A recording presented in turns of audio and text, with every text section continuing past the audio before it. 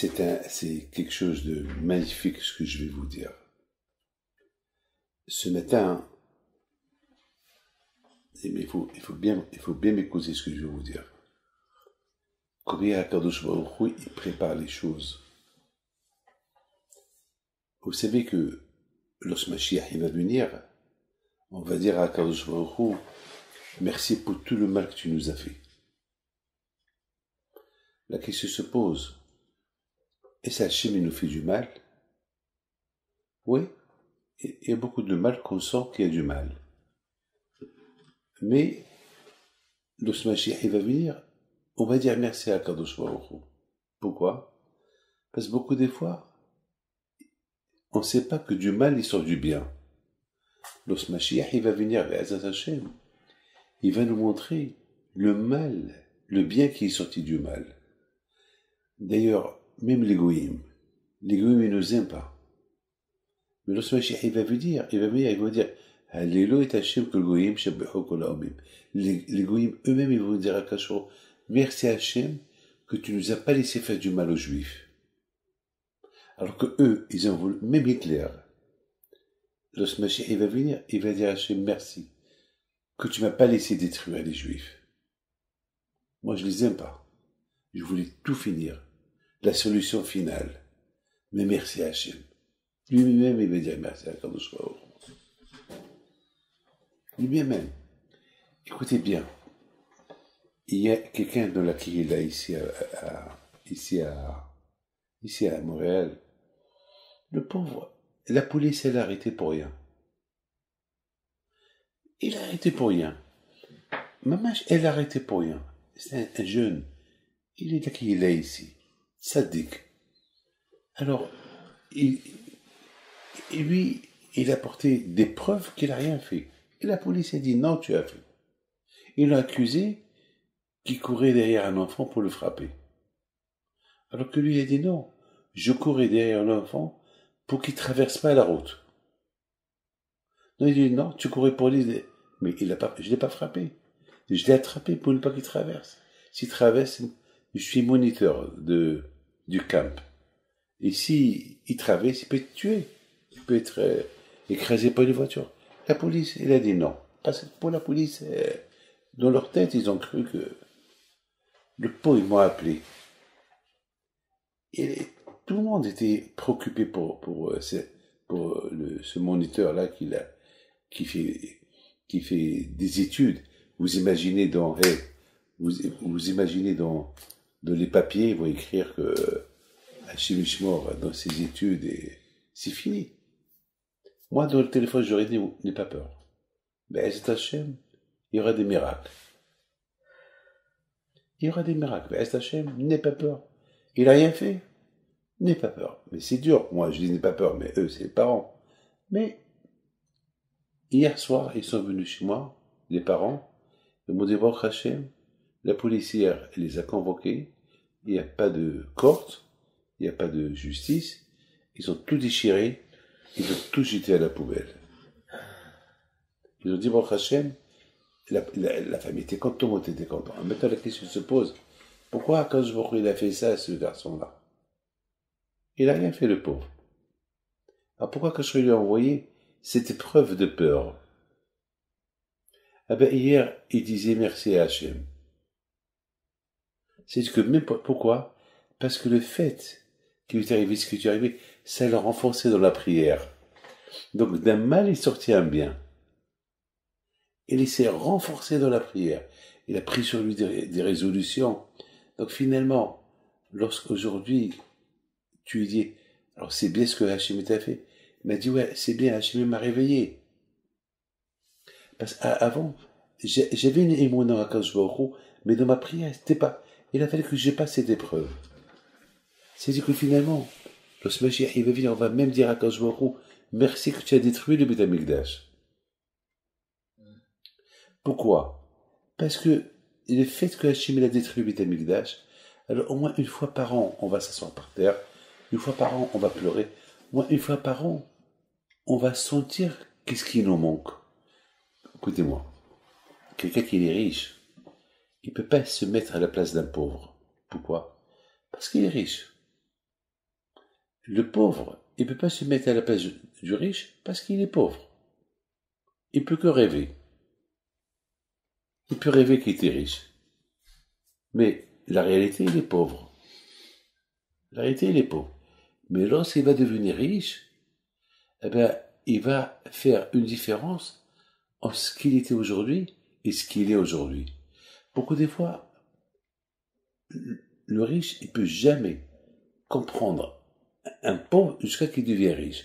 Et une fois, il y a un tzaddik il voulait ramasser de l'argent pour acheter du bois pour les pauvres.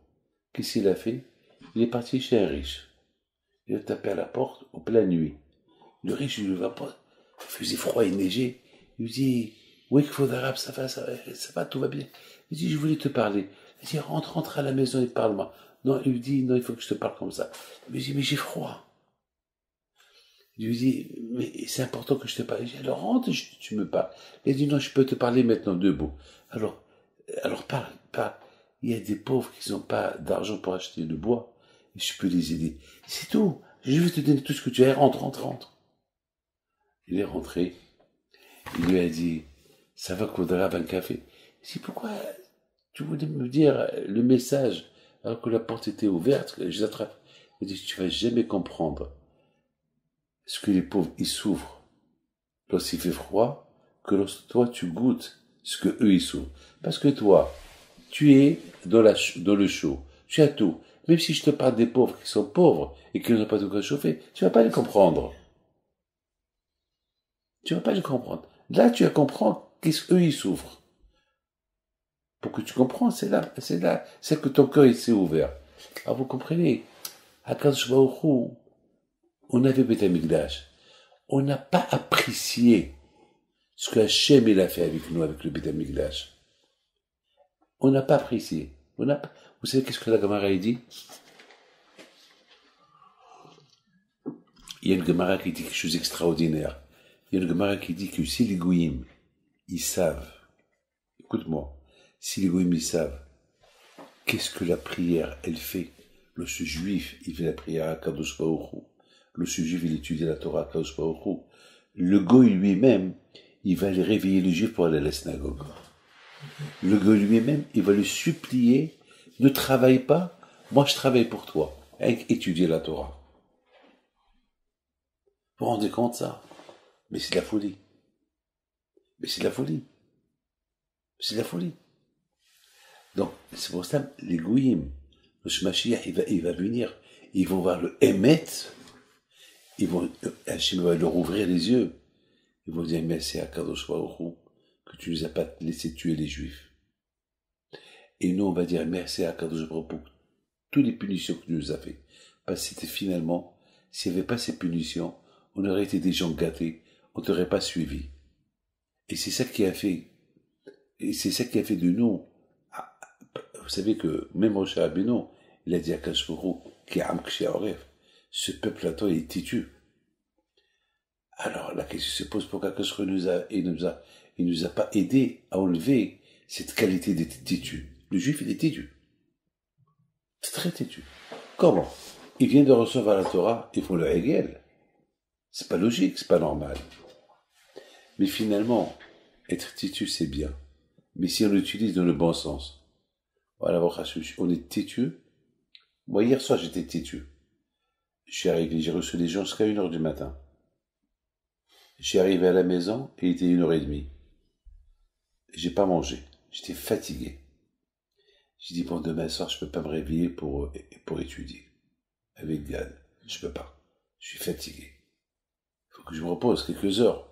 Il était 2h30 du matin. C'est pas possible. Et j'étais vraiment fatigué.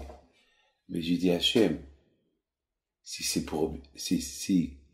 tu penses que c'est bien que je me réveille, alors réveille-moi. Il m'a réveillé à 5h30. Voilà. Et je suis content. Et pourtant, il faut que je dors. Non. Quand que le sommeil te donne le plaisir, la Torah aussi va te donner un plaisir. Et c'est ça. Lorsque Mashiach, il va venir, on va dire à Kadosh Baruch Hu, merci. Parce que lorsqu'on avait le Beth Amikdash, on t'a pas assez apprécié. Et quand est-ce qu'on t'a apprécié? C'est lorsque tu as pris le Beth Amikdash. On se trouve avec les Goïms, on se trouve dans l'exil, on se trouve au Maroc, en Tunisie, en Algérie, en Russie, en Pologne, au Japon, on se trouve partout. Ah, c'est là qu'on commence. Tu nous manques. Une fois par an, on fait tes Shabbat, on pleure, on s'assoit par terre, on pleure. On réalise que ça nous manque. Donc, quelque part, d'un bien, il sort un mal. Moi, hier matin, le bon Dieu m'a donné une récompense. Et merci à Hachem. Écoute, hier matin, vous étiez là, oui ou pas? On a étudié un peu, oui ou pas? Après, vous êtes partis, oui ou pas? Après, je suis parti à la synagogue. Maintenant, j'étais fatigué, très fatigué. Pourquoi? Parce qu'avant-hier soir, j'ai pas dormi encore. Pourquoi? Parce que mon beau-frère, il est mort. Il l'a enterré hier matin. Hier à 10h du matin. Mais 10h du matin, en France, en Israël, ici, c'est 3h du matin. Donc, je me suis levé à 3h du matin pour lui faire le hesped, pour dire quelques mots par téléphone à la famille et tout. Mais t'écoutes bien. Le pauvre, c'est un tzaddik. Pourquoi? Parce que il n'y avait même pas 10 personnes pour aller à l'enterrement. Pas toute sa famille, ils sont pas là. Mais pas 10 personnes. Qu'est-ce que j'ai pensé? J'ai dit, j'ai appelé le collègue, j'ai dit, je veux que tous les évachim me voient à l'enterrement. Ils étaient 250 personnes. 250 rabbins à son enterrement. Chose qu'on voit pas pour les rabbins. Même les tzadikim qui meurent, celui-là, il a ni barbe, ni rien. 250. Et maintenant, chacun qui passe, il voit tout ce monde religieux, ils ont cru qu'il y a un tzaddik. Alors chacun il s'arrête. Il se trouvait presque 500 personnes. 500 personnes. Ah, mais je me suis posé une question. Quelle route il a eu d'avoir 500 personnes dans sa levaya? Quoi? Et difficile aussi sa vie de lire la Torah. Pourquoi? Bémet.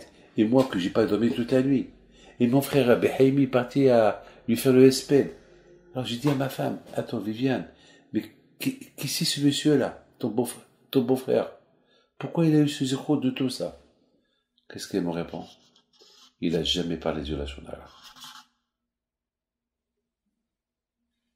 Il a jamais dans sa vie parlé du Lachon Hara. Je comprends là. Quelqu'un qui parle pas de Lachon Hara, même s'il n'est pas Talmid Haram, c'est la plus, parce que ne pas parler de Lachon Hara, c'est dur. Même si entre rabbins, ils se parlent Lachon Hara. C'est impossible. Et chaque rabbin, il va trouver une raison pour parler de Lachon Hara. Alors que Moshe Rabbeinu a dit, Elea Devarim Hashid Diber Moshe. Voici les paroles que Moshe Rabbeinu a parlé.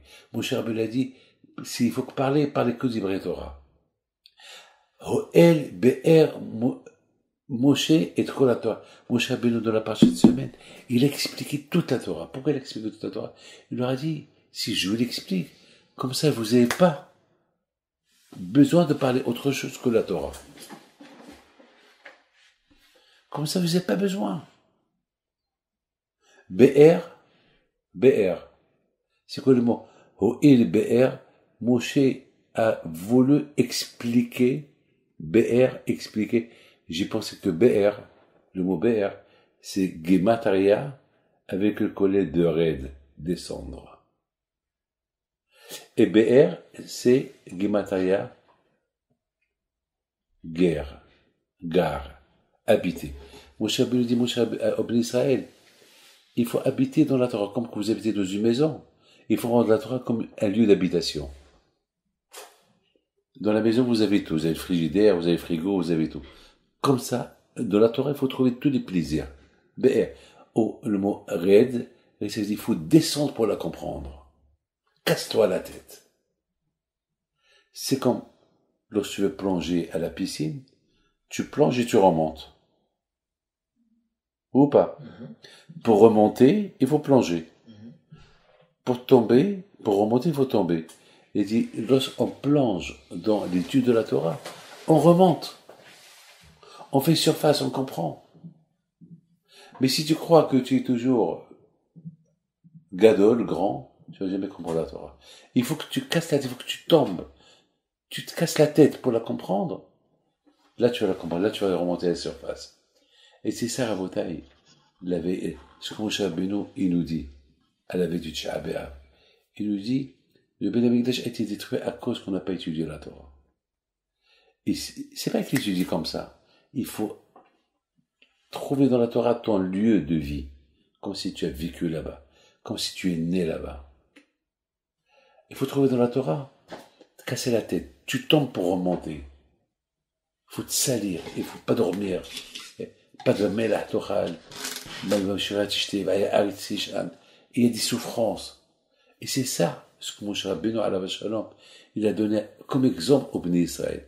Il leur a dit, s'il n'y a pas ça, il y aura le Beth Amikdash qui va être détruit. Donc finalement, aujourd'hui, et je termine, regardez, jamais on a vu un monde comme le nôtre. Jamais on a vu autant de Torah comme notre génération. Jamais. La cachoute, mikvaot, les écoles, les mikvah, les shivot. Jamais. À Essaouira, il y avait 22 000 juifs, 24 000 juifs à Essaouira. Peut-être qu'il y avait 20 ou 30 qui étudiaient la Torah. Et le reste, c'est des juifs. Ils respecteraient les mitzvot. Et regardez, on réussit au tout. Il y avait beaucoup de chassidim. Des milliers, des centaines de milliers. Ils étaient chassidim, chassidim, des bons juifs.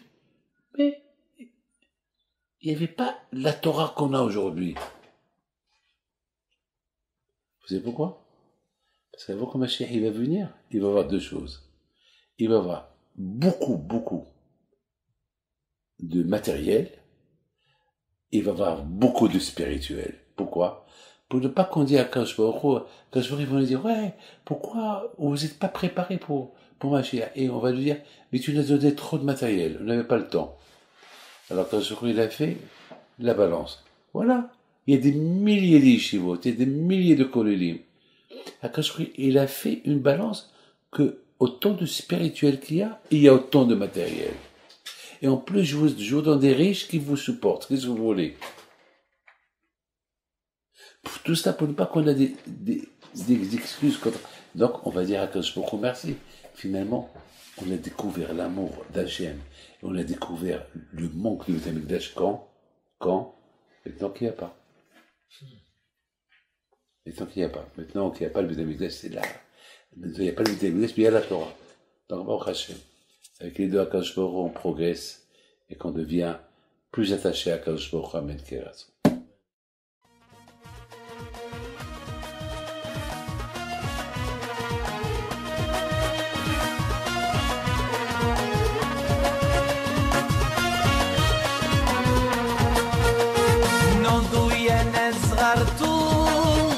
على ربيع حيم بنتو وقف لنا زي خو